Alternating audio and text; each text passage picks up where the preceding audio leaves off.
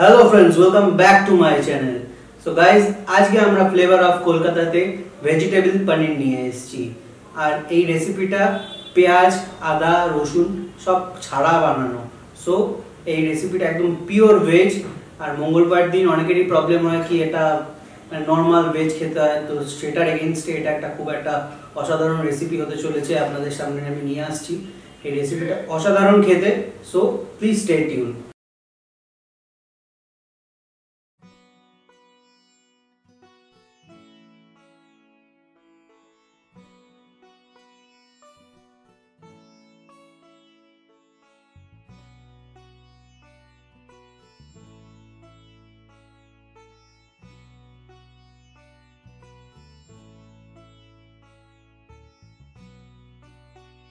এবার একটা কড়াইতে তেল গরম করে দিয়ে দিচ্ছি 2 চামচ ঘি।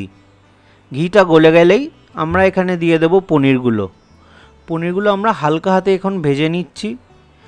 খেয়াল রাখবেন যাতে পনিরগুলো ভেঙে না যায় ভাজার সময়। ভালো করে ভাজা হয়ে গেলে একটা ঠান্ডা জলের পাত্রে পনিরগুলো আমরা তুলে রেখে দিচ্ছি। এবার এই তেলেই দিয়ে দেব আলুগুলোকে এবং নুন। এটাকে ভালো করে আমরা একটু ভেজে নেব। আলুগুলোর রং খয়েরি হয়ে গেলে আর একটা পাত্রে তুলে রেখে দিচ্ছি। এবার দিয়ে দেব কাজু বাদাম আর কিশমিশ।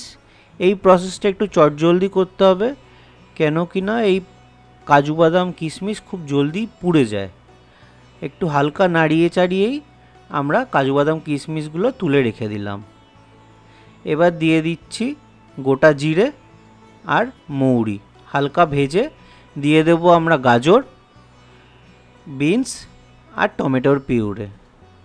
ভালো করে মশলাটা মিশিয়ে নেব। হালকা একটুখানি কষিয়ে নিতে হবে মশলাটাকে। দেখবেন টমেটো থেকে জল ছেড়ে দিয়েছে এবং ফুটতে শুরু করেছে।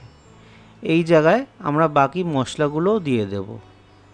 আমরা এখানে ধনে গুঁড়ো দিয়ে দিলাম, আমরা লাল লঙ্কার গুঁড়ো দিলাম, হলুদ গুঁড়ো দিলাম, গরম মশলা দিচ্ছি এবং জিরে গুঁড়ো দিচ্ছি।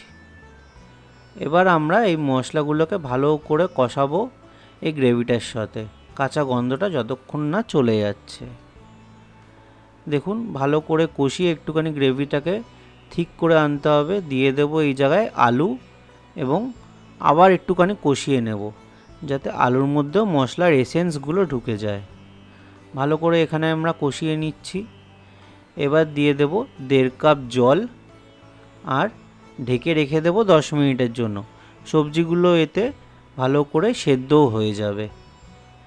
আমরা এবার একটু নাড়িয়ে চাড়িয়ে নিলাম। এবার দিয়ে দেব আমরা দই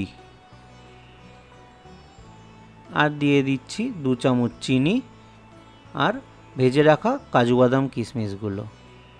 এবার এই গ্রেভিটা মোটামুটি রেডি আছে। ভালো করে আমরা কষাবো। আপনাদের যতটা গ্রেভি লাগবে ততটা জল আপনারা রাখবেন। আমি একদম ড্রাই বানাচ্ছি। এবার দেখুন কনসিস্টেন্সিটা একদম ড্রাই হয়ে এসছে। এই জায়গায় দিয়ে দিচ্ছি আমি পনিরগুলোকে। দেখুন তেলটাও উপরে উঠে এসছে। আমরা ভালো করে এবার মিশিয়ে নেব। পনিরগুলোর সাথে হালকা হাতেই মেশাতে হবে যাতে পনিরগুলো ভেঙে না যায়। ভালো করে এখানে মিশিয়ে নিচ্ছি এবং আর একটু কষিয়েও নেব মশলাগুলোকে এর সাথে সাথে। দেখুন কনসিস্টেন্সিটা একদম ড্রাই হয়ে এসছে গ্রেভিটা। আমাদের কিন্তু ভেজ পনির রেডি আছে মোটামুটি। এই জায়গায় আমরা দিয়ে দেব কাসুরি মেথি।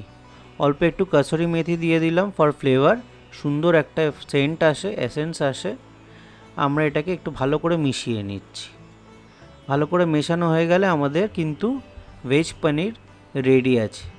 রেসিপিটা ভালো লাগলে আপনারা আমার চ্যানেলটাকে লাইক করুন, সাবস্ক্রাইব করুন আর বেল আইকনটা টিপে দিন যাতে পরবর্তীকালে আমি ভালো ভালো রান্না আপনাদের কাছে চটজলদি নিয়ে আসতে পারি। Thank you.